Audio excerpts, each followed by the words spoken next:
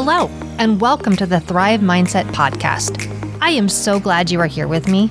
My name is Carrie Dale, and I am your host. I am an entrepreneur, author, podcaster, manifester, and motivator. And I am on a mission to empower you to create the life of your dreams.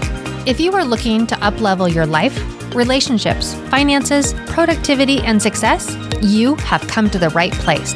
I will share with you tools, resources, strategies, my failures, and my successes that have all helped me achieve the life of my dreams. It is my goal with this podcast to help you see your potential and empower you to create the life of your dreams. So let's get to it. Welcome back to the Thrive Mindset Podcast, where we explore everything to help you thrive in your life. Today, I have Maraya Brown, who is a Yale and functional medicine trained CNM, MSN, and MOM with her undergraduate degree in marketing. She helps women feel turned on by their life, their lover, and themselves. She's a mom, wife, and CEO who left her Fortune 50 corporate career to serve women. Welcome, Maraya. Thanks, Carrie. Nice to be here. Yeah. I think that you have this story that is so inspiring. You've come such a long way. I would love it if you could share that with our listeners. Yeah, it was interesting. I was having a conversation with my sister last week because I'm currently in a really fun chapter of reimagining and recreating. And I cleaned the slates, so to speak, in a lot of ways. And my sister's my place. Like she's my bestie. She's my safe place where I can go, what if it doesn't work? You know what I mean?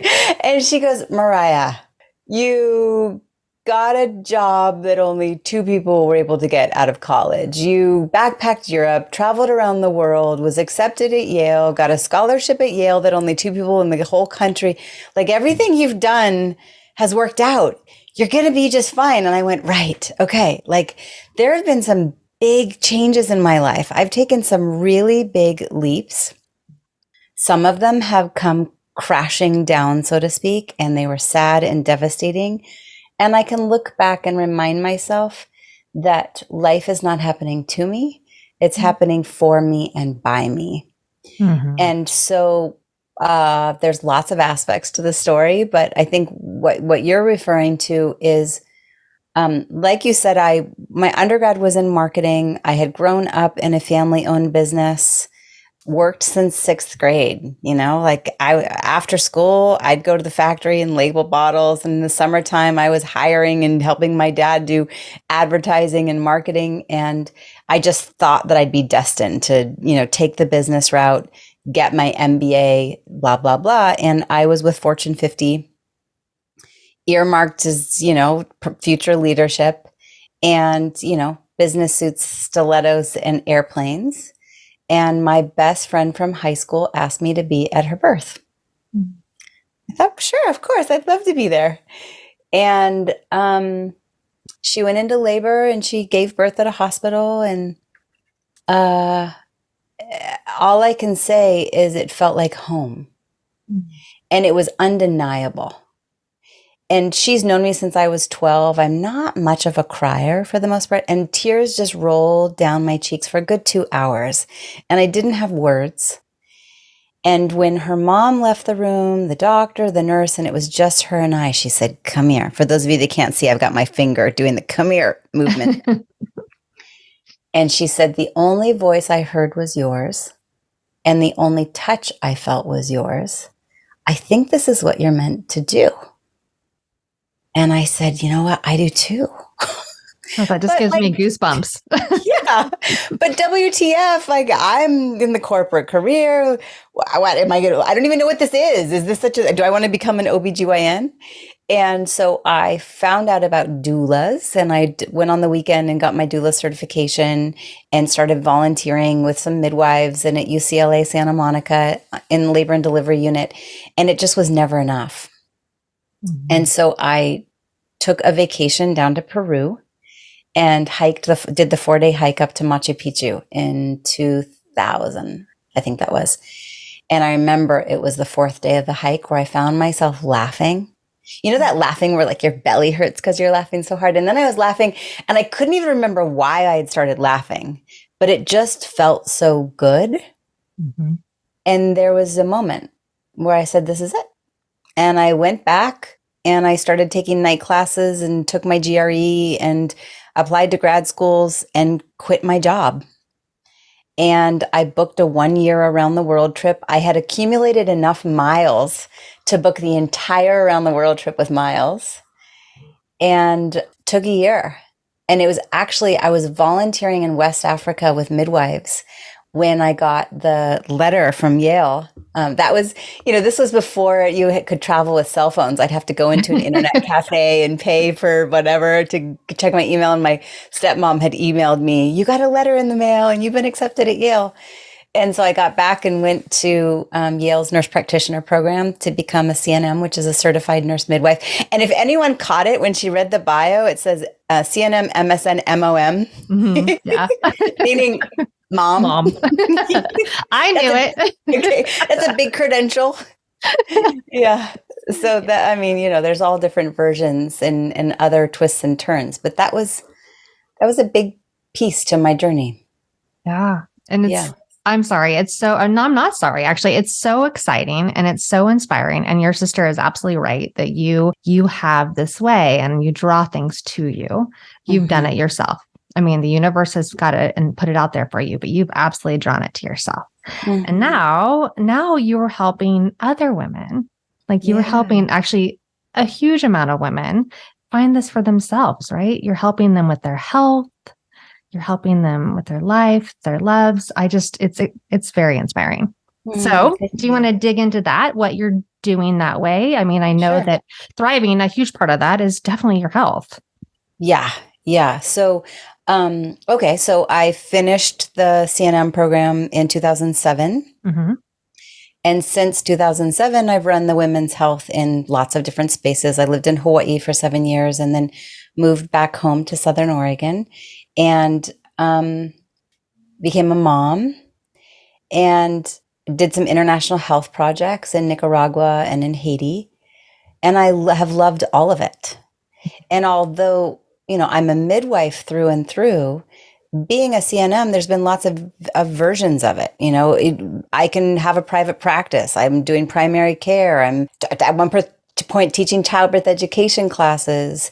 And I also knew that I wanted multiple streams of income and I wanted to create a lifestyle where I had geographic freedom.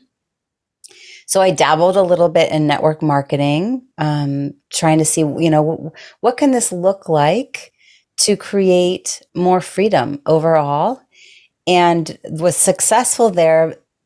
But it also didn't quite align fully for me. And so I had my own health crash in 2014, where, I was that one, the overachiever that was taking care of everybody, doing all things, not paying attention to my own symptoms. I think pride got in the way. Here I was, a healthcare provider where others were referring their patients to me, and I was embarrassed to say that behind closed doors, I was tired and my body hurt and I didn't want to be touched. And I was really struggling. Mm-hmm. And that's how I was introduced to the Institute of Functional Medicine. And so went through my own journey of healing. For me, it was my thyroid and my adrenals. Mm-hmm. And then there was a random Facebook group that me and a couple friends started up. And we thought it would be this 2-weekend thing just to educate women, bring in experts, share women's stories around women's health, both in the fertility years as well as menopause. And in a month's time, it had grown to, I think, 8,000 or 10,000 people. It just was like wildfire. And I went, whoa, and that was the first time I'd ever done a live and, navigating, like, what does this even look like in the online space? And that's called Beyond the Red Tent. That Facebook group is still alive. Mm-hmm. And along that journey, I started vetting experts and products and interviewing them in the Facebook group. And I was hearing these women's health experts that I trusted working online with online courses and online programs. And it was like, well, wait a minute, could I do that? Mm-hmm. And of course, all of my imposter syndrome showed up. And well, could I do that? And who am I? Who am I to ask for money? Who am I to think anybody's going to want to follow me? Who am I to blah, blah, blah, blah, blah? And so I brought in a great coach, my own mindset coach as well. And now, ironically, that mindset coach that helped me is now one of the master coaches in my program. I love that. And so now fast forward 4 years, and I've helped thousands of women across multiple continents. And I'm 100% online now. And in the last year, I've also started supporting men, which has been really fascinating, all one-on-one. And they all have some common themes. They're all ambitious. So they're wanting to feel spectacular. They're wanting to feel vibrant. And there's this piece where we all agree that the medical system is kind of part of the problem. Like, I'm going to call it out. The medical system, the standard American diet, the traditional Western medicine system is the villain here. And I'm sick and tired of people going and saying, I'm tired, I'm not sleeping well, I don't feel like myself, my mood is all over the place, my body hurts, I can't lose weight, whatever it may be. And they're told either it's part of aging, or your labs look normal, or here's a prescription. And that is the common piece here. And I get to step in and say, no.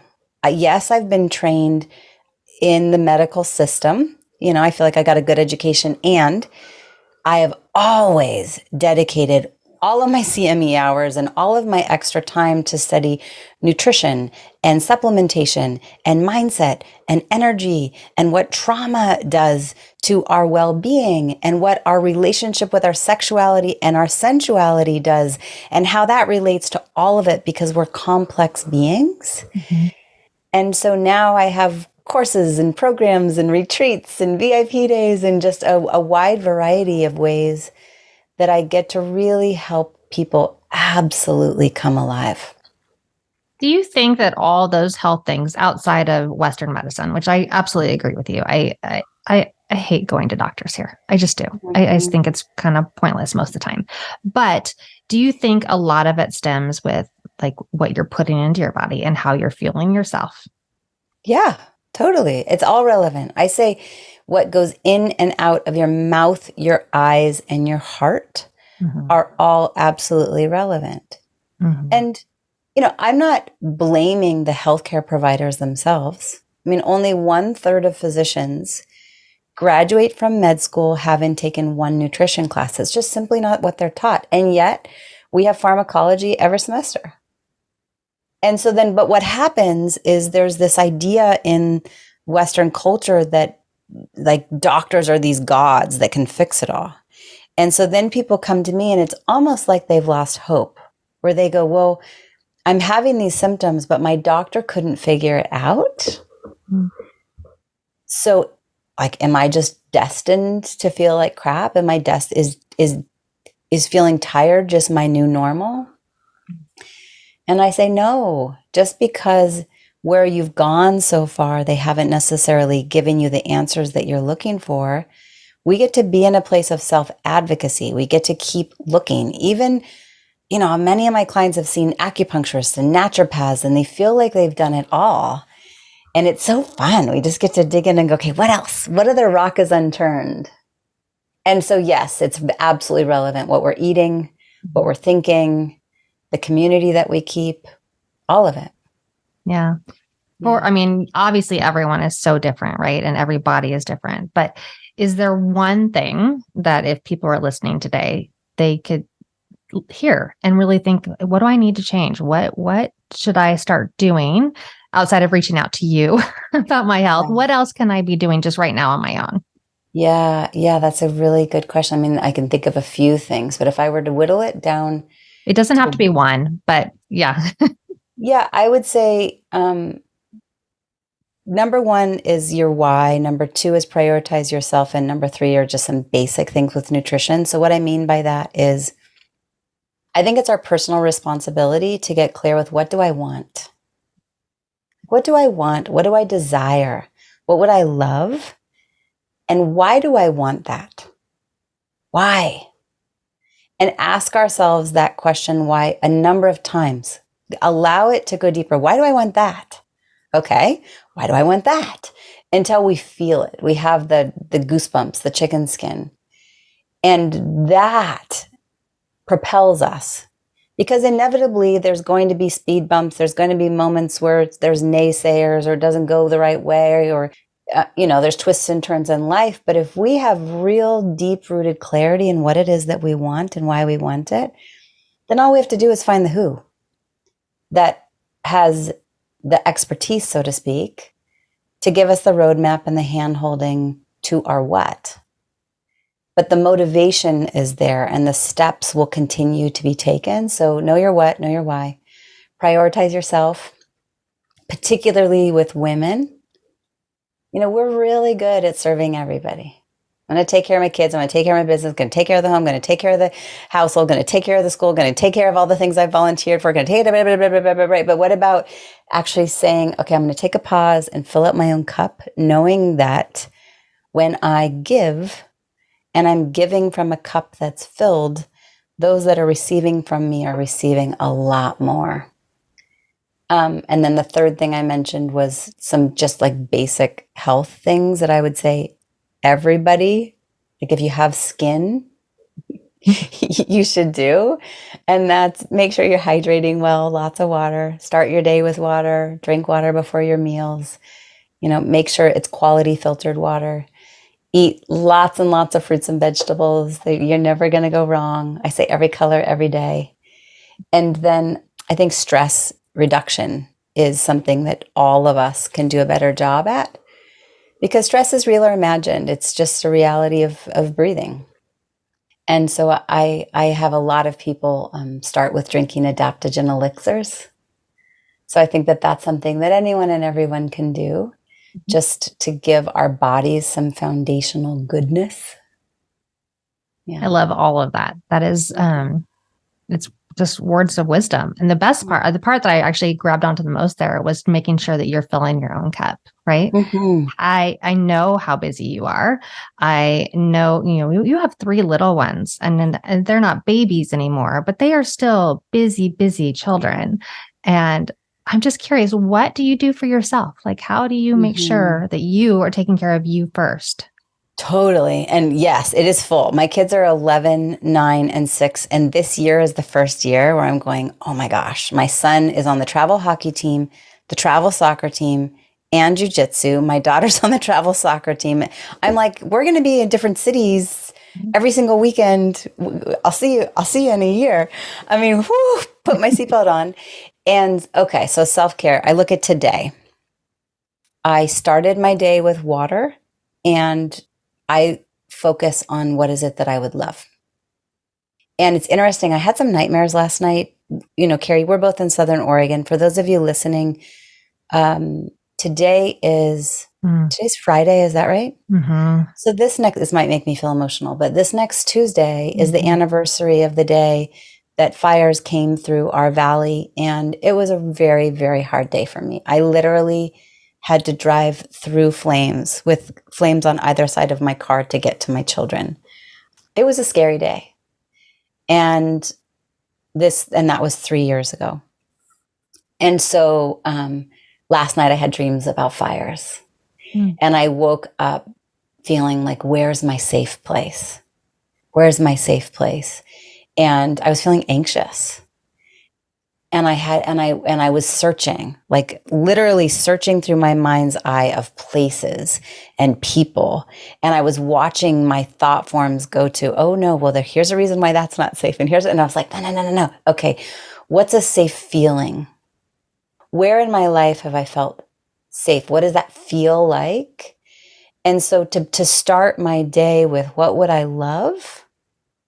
And there's some days it's easier and some days it's harder. When I was in a deep depression and my dad's like, just feel joy, just feel great. But I'm like, flip you off. Like, how about I start with, what am I satisfied with? And so I go, okay, can I start my day moving one step up that rung of the emotional scale? I fit in my sweat. So we have a sauna here at the house. And I had a call and I'm like, you know what? I'm just going to go in the sauna. And I literally got out of the sauna, threw on a quick dress and popped on the call, dripping with sweat. And I was like, you know what? This is real, but I know that I've got two podcast interviews today. I've got 2 extra kids downstairs. I'm speaking in Dallas, Texas in a couple weeks. So I'm prepping my talk. I've got a lot that I need to make sure my energy is solid. And so I'm going to fit in that sweat. And then I made my adaptogen elixir, got in a healthy breakfast. I have my blueberries. So my blueberries are always part of it, and just gave myself some grace. So broad strokes would be being very conscious of the bookends. How do I start and end every day? And I think for anybody listening, if you just simply make adjustments there, how we start and end every day is going to make a huge impact in your energy, your mood, your sleep, your weight, your relationships, your manifestation. And so that looks like gratitude. That looks like paying attention to nutritional pieces and supplement pieces that really serve my physiology. It looks like making sure I fit in body movement. And, yesterday I just did 30 burpees. Good for you. Right? It's like even if it's just 5 minutes, I'm going to fit in some body movement. I'm going to go up and down the stairs just a couple extra times. I've got 5-pound weights at the top of the stairs. I'll go up the stairs and just do something really quick. I'm going to fit it in. And I made sure that I turned it off as well. As an entrepreneur, for anybody listening, that we run our own business, especially for me, I have clients from Australia to the Caribbean, Europe, Canada, and the US. I could literally work 24 hours a day if I wanted, not to mention team members. And I have to be able to shut it off.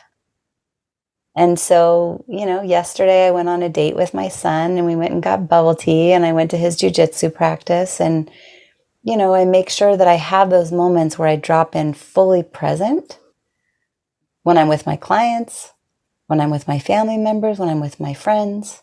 That's also because my love language is quality time, though. But you prioritize yourself. And that I do.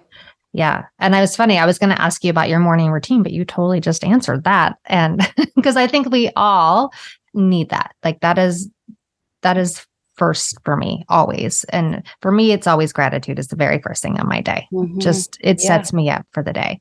What about your evening routine? What does that look like? My evening, I really try to shut down and be away from my phone, from the computer, from anything electronic. I love to cook. So as much as I can, that phone gets set away, the music gets turned on in the house. I stand in the kitchen and I'm just, I do that. And Jeff and I just visit, and that it's the same way I start my day, right? I start my day sitting with him, having a cup of coffee and then doing gratitude. And I end my day doing things that just make me feel good and time with people I love. Yeah, absolutely. I mean, I think it's really important. Just like we think about when we raise the little kids, that bedtime routine is integral. And then we think somehow we become adults and it's no longer important. Mm-hmm. And then so many people come to me with sleep disturbances and feeling tired. And I go, well, where's your routine? And can you make sure that routine is consistent? You and I both travel a lot. Yeah. And so also making sure that we can create the consistency even when we're not home. Yeah. That can be tough for sure. Yeah. But there's ways to do it. Mm-hmm. Yeah. I mean, I guess if your part of your routine is quality time with Jeff, then maybe it's and no technology. You can chat on the phone or write him a letter. You could always just, when you travel, part of your evening routine is writing him a snail mail letter and then put it in the mail, and then he gets it later, but it's still part of your routine. Yeah, I would say he's the exception to technology, especially when we're in different places. Mm-hmm. I mean, but that's actually the beauty of it as well, right? That we can connect that way, because quality time for me is huge too. So even just that, seeing him on a screen feels better than not. Even How long have you guys been married? We've been married now 14 years, but on and off for over 30 years we've been together. So wow, I know. So it's since you were born. Well, 14, 15. Right. So, but yeah, he's a huge part.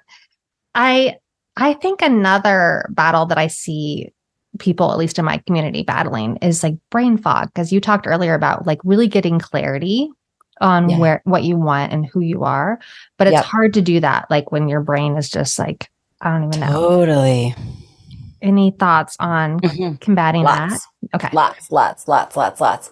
Um, Nutrition, hydration, thyroid, and gut, and adrenals. Okay, nutrition, hydration, thyroid, gut, and adrenals. Let's see how quickly I can go through that. Nutrition, I mean, so much of our brain fog can go back to what are you putting in your mouth. I'm blown away at the standard American diet, the SAD diet, and it can be causing the brain fog. And sometimes we think that, we're adding more coffee and that's helping, but I'm not going to go into a lot of specifics because it can be super personalized. But if anybody wants to reach out, you're welcome to reach out. Gluten being a big one of those, and not having a nutrition that's really rich in a wide variety of colors. Hydration, we have to hydrate our brain. Okay. So hydration and quality omegas are going to be the things that will really feed our brain. Gut health, you'd be blown away at how much brain fog is actually coming from what's called a gut dysbiosis, meaning an imbalance in the quote unquote good and bad bacteria. And some people are like, I don't think I have any issues. I don't have constipation, diarrhea, heartburn, or bloating. I think I'm just fine. But you'd be blown away at the subtle ways that things like leaky gut and a gut dysbiosis can show up, brain fog being one of those really big ones. And so the best thing there is to actually go get, my favorite test is called the GI map. It's an actual stool test.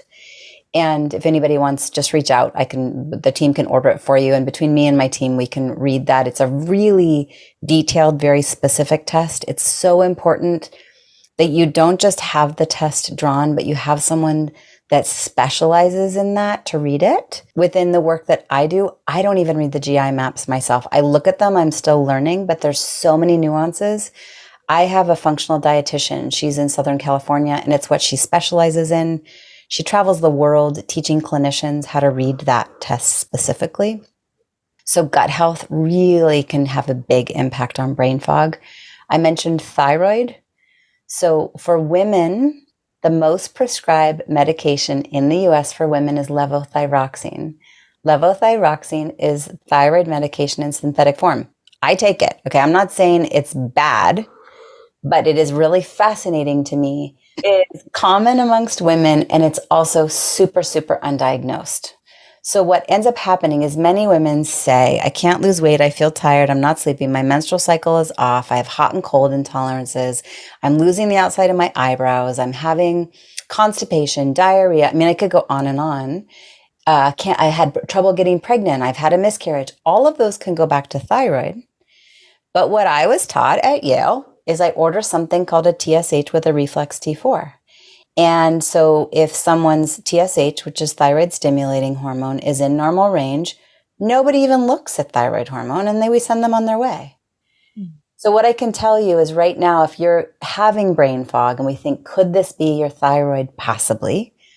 Go back into blood work that's been done in the last 1 to 2 years. Find your TSH. I'm sure somebody has ordered it. I want to see it between 1 and 2. Often the normal range says like 0.6 to 4.5, way too broad. So we're missing a lot of hypothyroidism, meaning sluggish thyroid. So we want to see that TSH between 1 and 2. And then I like to also see a free T4, free T3, thyroid antibodies. I don't need to get into all of that, but just know that it could be an undiagnosed or an underdiagnosed sluggish thyroid, Hashimoto's, things like that. And then I said adrenals. So I mentioned adaptogen elixirs earlier. Our adrenals are the piece that is in charge of fight, flight, or freeze. And it's in response to stressors. Stressors can be real or imagined. My dream last night caused inflammation in my body. And I believe in law of attraction, so I don't even want to say that again. But I know that stress comes from all different places. The air we breathe, the water we drink, the food that we eat, coming out of a pandemic. Even Brene Brown says that, what is it? Something like love is one of the most vulnerable feelings. And you know how she talks about the story where she's putting her kids to bed at night, tucking them in, and in that split second, dress rehearsing tragedy? Yeah. Because it's such a vulnerable feeling, we have the propensity to, in that split second, dress rehearse tragedy. And so we're out of the feelings of love, we're creating stress. Mm-hmm. And so our adrenal well-being is a constant journey to care for. And that looks like breathing practices, elongate the exhalation. It looks like adaptogens. It looks like mindfulness and body movement and filtering your water and drinking your adaptogen elixirs. I mean, there's so many things that we can do. But just know that brain fog can be one of the signs or symptoms that maybe, just maybe, your adrenals are tired. And one of the best ways to see that quantifiably, I like to order what's called the Dutch Plus test. And that way I can look at both hormones as well as a 24-hour cortisol curve, cortisol being that main hormone that's part of the fight, flight, or freeze. And then it also shows me what people's bodies are doing with those hormones, how they detoxify or methylate or get them out. And so we can look quantifiably at, okay, is the brain fog because of nutrition? Is it because of gut? Is it because of stress? Is it because of adrenals? Is it because of thyroid? Is it because you're simply not setting boundaries and prioritizing yourself and there's too much going in, right? We get to delegate. I got to a point in my business where it couldn't all exist in my head. I had to hire. We had to set up automation and behind the scenes systems. Mm-hmm. Otherwise, I would think that I had brain fog. It can't all exist up here anymore. Yeah. Well, that explains a lot, I'm sure, for a lot of people. I'm sure that just your words alone resonated with so many women out there going, oh yeah, I can see that. Like I should pay attention to that. So thank you. Thank you for sharing that.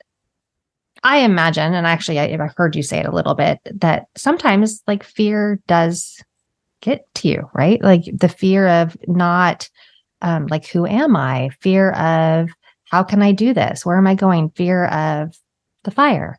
How do you overcome that? So in the midst of fear, I think that so much of our reality starts in our mind and our beliefs and what we think. And what we think creates how we feel, and how we feel is what kind of communicates with universal law regarding what we attract. And so if I'm catching myself in fear, I first allow myself to feel my body, right? So my senses. Can I feel my fingers? Can I smell something? Can I look at something beautiful? Can I listen to something beautiful? Can I put my hand on my chest and my stomach and just take a breath, right? And then shift my state. How can I shift my state of being? Which goes to, you mentioned it, what am I grateful for? Mm-hmm. What do I appreciate? Sometimes I need to do some jumping jacks. I'll put on some music. I'll go take a walk. I'll go ask my husband for a hug. I'll give myself a hug. I'll call a friend. Like, what can I do to change my state? I have, certain people, like this morning in the shower, I was listening to Joe Dispenza, right? Who are my people that for some people, they go to prayer. Okay. Mm-hmm.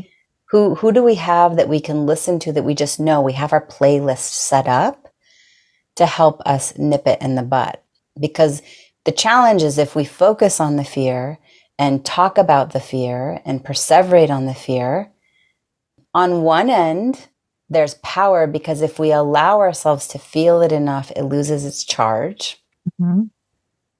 But on the flip side, we create that which we focus on. And so I think we get to give ourselves some grace. I'm not going to pretend that I don't feel sad or anxious or afraid, but I also know that it doesn't serve me. And so I allow myself to feel it. I woke up my husband at 5:00 this morning, talked through it a little bit, let him hold me. And then we talked through shifting, okay, like literally, what I came to? I was like, I want, and this is when I was like, okay, now I'm in like dreaming. I went to, when we lived in Hawaii, we had thought it'd be so cool to own a property that was a retreat center. Yes. Because I love hosting retreats. I love hosting in-person things with women, but I'm also not interested in continuing to travel every month. And right now, I don't particularly love being in big cities. I like quiet. I like space. I like nature. So I'm like, oh, wouldn't it be cool? We're planning an around the world trip as a family. We're taking off next July. And so I'm like, what if when we're on the around the world trip, we end up finding our place, like a place where we could potentially live, there's space, and host a retreat center where all I have to do is just go to my backyard and I can host a retreat every month, and so that allowing myself to get into the place of what would I love that feels good in dream, the fear went away. Oh, that's so beautiful. And I can't wait because it's going to happen. I can see it now. That'll be amazing.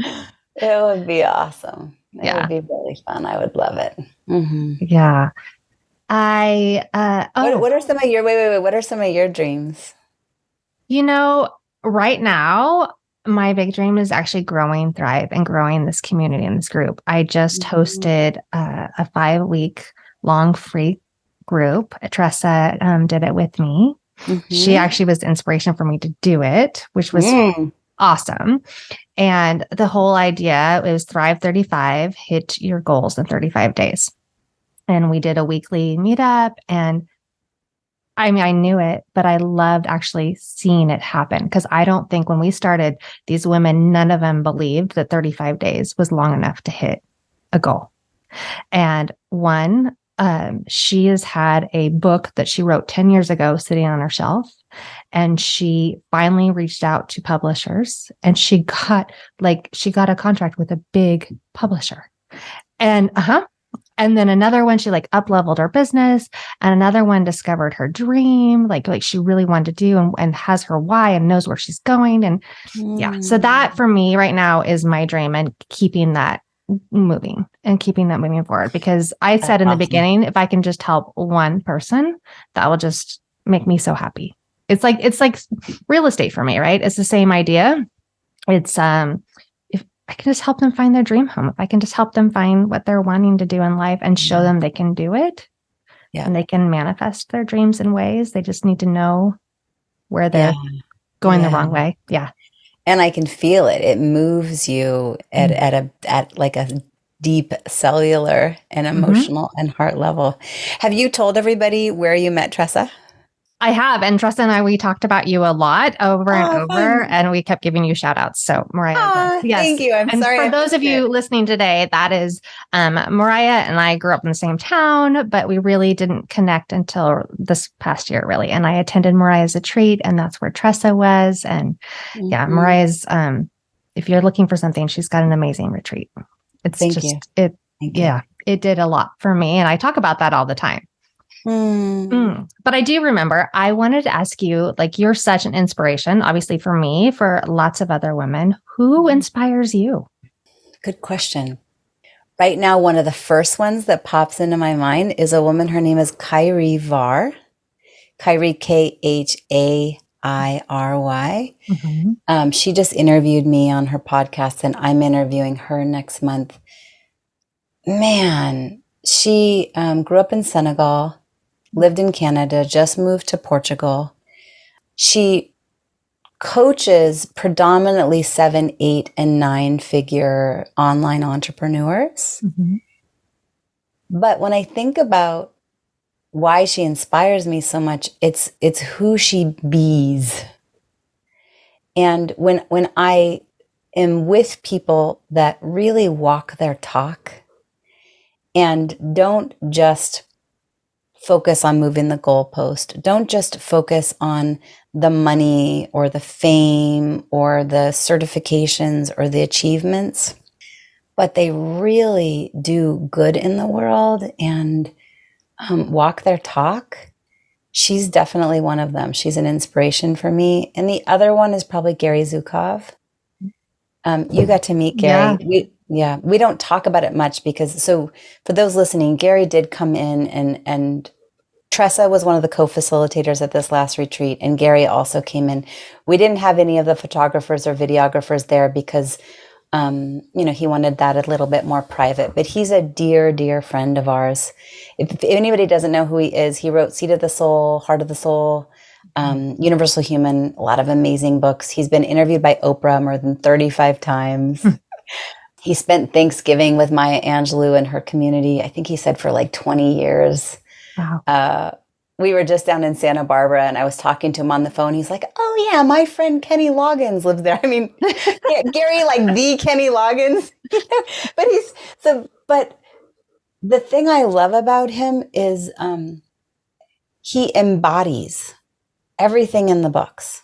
Like everything that, if you've read any of his books, it really, truly is how he exists. It's how he is with my children and when we're at the dinner table.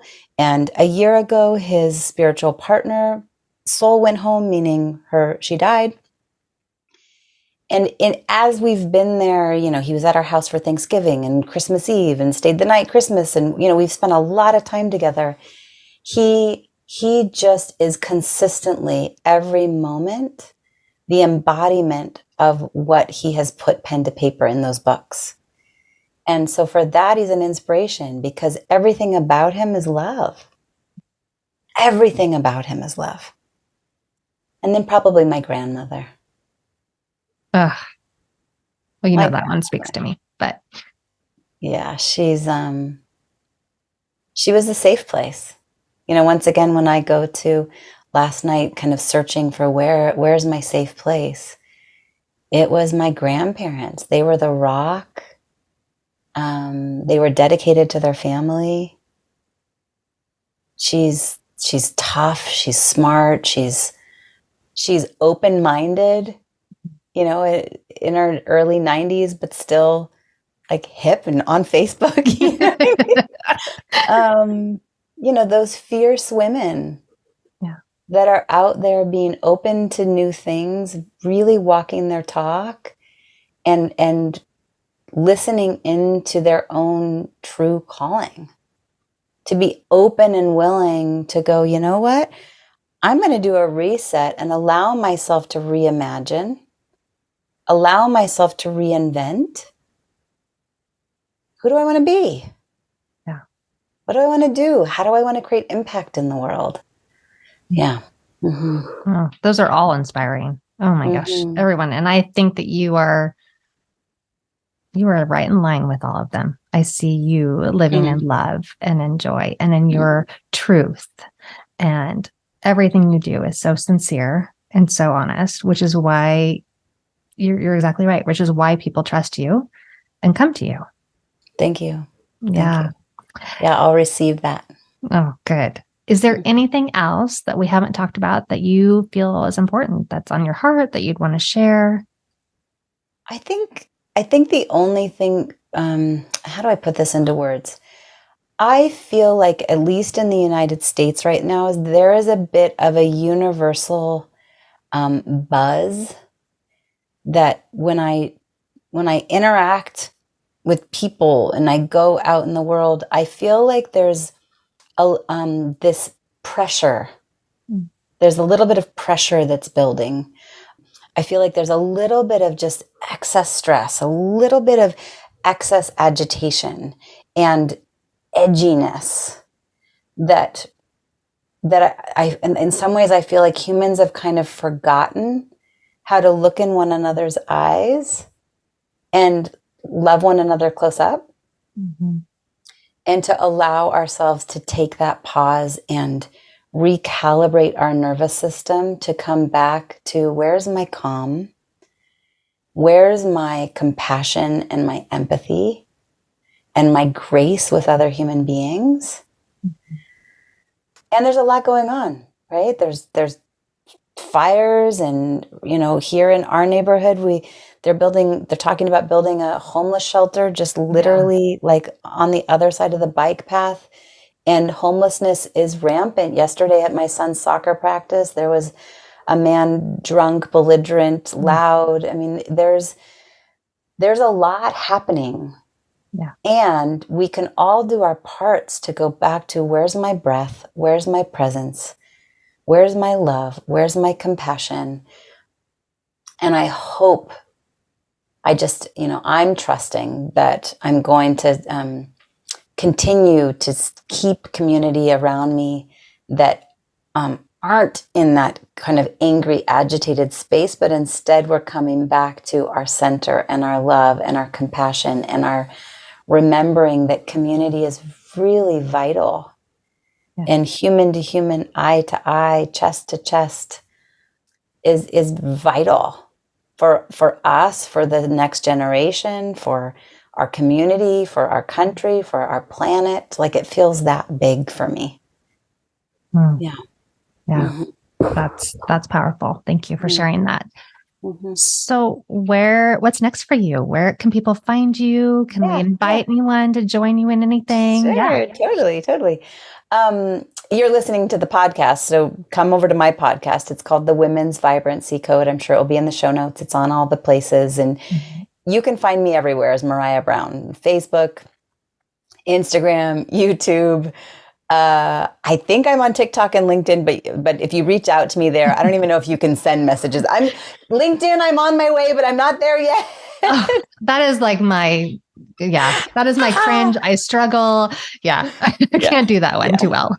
But I'm actually quite approachable. Just reach out. And regarding anything upcoming to invite to, I'm currently planning the next retreats. Nice. They're not confirmed, but my intention is next February, March to do one in the US. Then end of July, early August, I'll host a women's retreat in Bali. End of October 2024, I'll host a retreat in Greece. And then 2025 early, I'll host a retreat in Mexico. So there's a lot happening behind the scenes, which I'm excited about. Mm-hmm.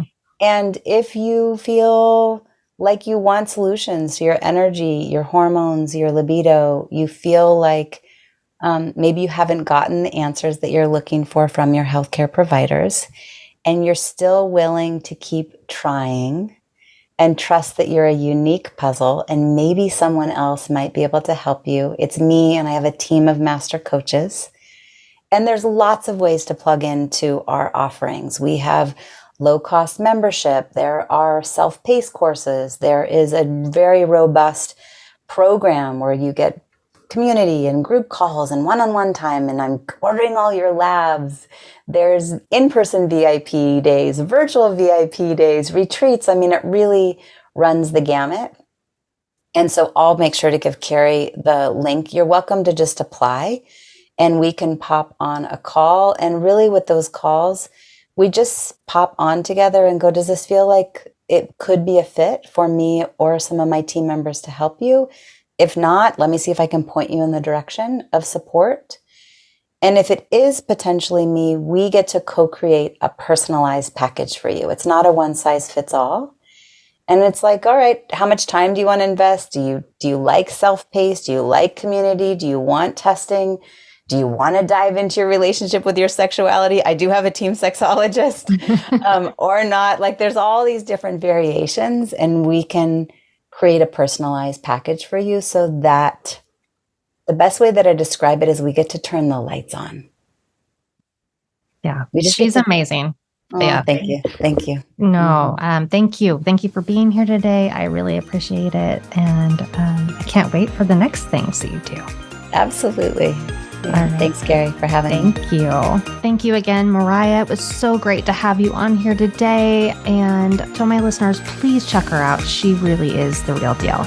And above all else, remember that I believe in you and you can manifest the life of your dreams.